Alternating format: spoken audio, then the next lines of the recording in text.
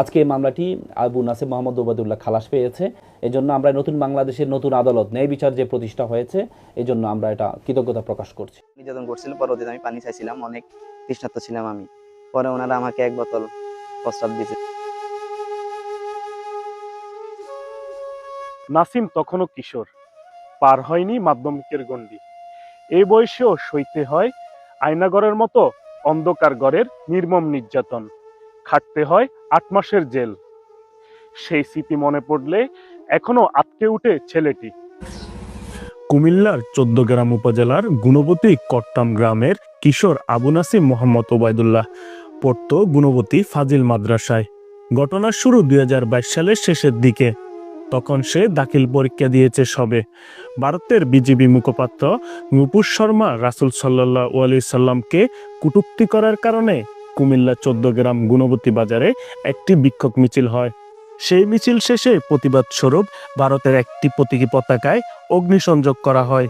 সেই ভিডিওটি ফেসবুকে শেয়ার করার পর নেমে আসে অত্যাচারের স্টিম রোলার।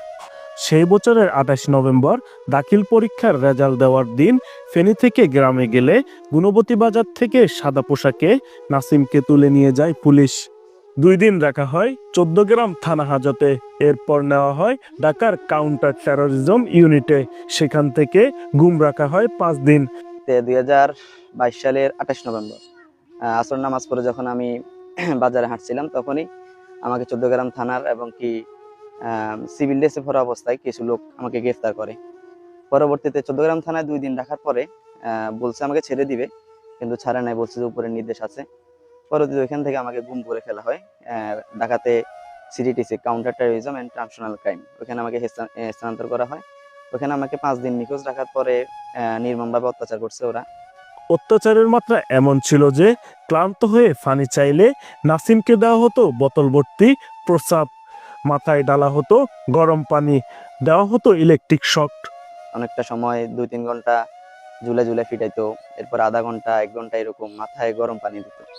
পরবর্তীতে এবং ওরা আমাকে সবসময় একটা নিখোঁজ রুমে রাখতো, যে রুম থেকে কোনো কিছু আমি দেখতাম না, বা ওনারাও আমাকে অতটা করতো না। আর খাওয়ার দাওয়ার বিষয়টা হচ্ছে, আমি প্রথম যেদিন গিয়েছিলাম ওদিন আমি পানি চাইছিলাম। আমাকে যখন নির্যাতন করছিল, পরবর্তীতে আমি পানি চাইছিলাম, অনেক তৃষ্ণার্ত ছিলাম আমি। পরে ওনারা আমাকে 1 বোতল প্রস্রাব দিয়েছে, যেটা বলতেও অন্যরকম লাগে।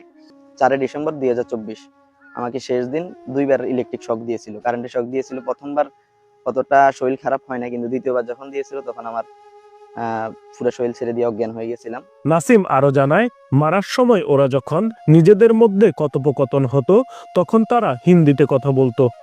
যারা আমাকে নির্যাতন করছিল, আমার মনে হচ্ছে না যে ওরা বাংলাদেশি, কারণ ওদের চেহারা বেশভূষা অন্যরকম ছিল। ওরা থ্রুলি হিন্দিতে কথা বলতো।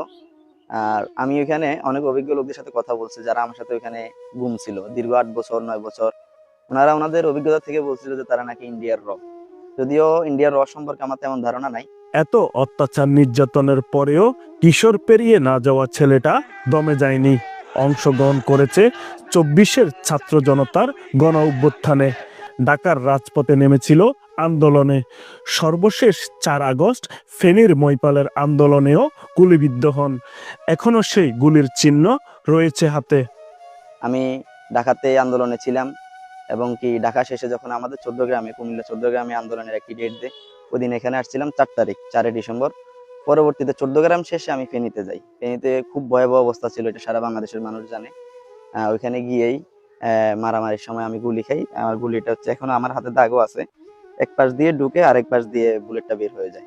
নাসিম ওবায়দুল্লাহর বাবা স্থানীয় একটি বিদ্যালয়ের সহকারী শিক্ষক সাইফুদ্দিন মাহমুদ বলেন, ছেলের মামলা পরিচালনার খরচ বহন করতে শেষ সম্বল একটি প্লটও বিক্রি করে দিতে হয়েছিল তাকে। সেই কষাঘাতে এখনো ঋণগ্রস্ত থাকতে হচ্ছে ভাড়া বাসায়। কি জোর ছিল আমার এই ছেলের, এই ছেলেটার একটিমাত্র মামলার কারণে আমার সর্বস্ব, আমি এখন সর্বশান্ত। বিটে বাড়ি বিক্রি করে এখন আমি অসহায়।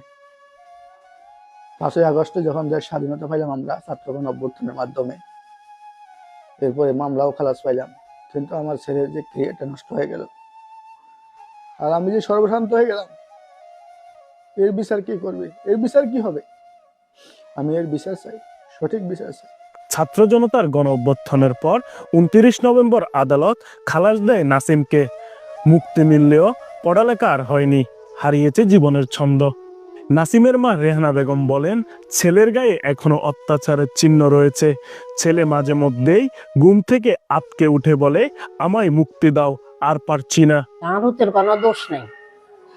শিশু হুত পরীক্ষা দিছে, রেজাল্ট শুনতে আসে, আর হুতেরে ধরে লেগেছে। এখানেও হুতেরে ধরছে, নির্যাতন করছে, মানছে আমারা বলছে। এখন মনে উঠলেও হুতের রাত হইলে চিল্লায়। দিক দিয়ে আপনার ওই মানসিক সমস্যার মতো হয়ে গেছে। নাসিমের আইনজীবী বলেন, নতুন বাংলাদেশে নাসিমের মামলার রায়টি ঐতিহাসিক হয়েছে। তার বিরুদ্ধে আনীত সকল অভিযোগ অসত্য প্রমাণিত হয়েছে। ছেলেটি তখন একাদশ শ্রেণীর ছাত্র ছিল। দীর্ঘ 8 মাস তাকে কারাগারে রাখা হয় এবং তাকে গুম করে রাখা হয়। 5 দিন গুম করে রাখা হয়। তাকে চরম নির্যাতন করা হয়েছে। চরম নির্যাতন করে তাকে এই মিথ্যে একটি মামলা দেওয়া হয়েছিল। পরবর্তীতে এই মামলাটি আমরা তাকে জামিন করিয়েছি 8 মাস পরে। এই মামলাটি আজকে একটি ঐতিহাসিক, নতুন বাংলাদেশের ঐতিহাসিক একটি রায় হয়েছে। এই মামলায় এই শিশু, সে শুধুমাত্র এই মামলার কারণে পরীক্ষাও দিতে পারেনি, তার পুরো ক্যারিয়ারকে নষ্ট করে দিয়েছে একটি মিথ্যা মামলা, তার মিথ্যা মামলা প্রদান করে। আজকে এই মামলাটি আবু নাসের মোহাম্মদ ওবায়দুল্লাহ খালাস পেয়েছে। এজন্য আমরা নতুন বাংলাদেশের নতুন আদালত, ন্যায় বিচার যে প্রতিষ্ঠা হয়েছে, এজন্য আমরা এটা কৃতজ্ঞতা প্রকাশ করছি। এমন নির্মম নির্যাতন যেন আর কোনো শিশু কিশোর কিংবা যে কোনো বয়সের মানুষের জীবনে নেমে না আসে, এমনটাই প্রত্যাশা নাসিমের বাবা মা ও স্বজনদের। জাহিদ রাজন, বাংলাভিশন ডিজিটাল, ফেনী।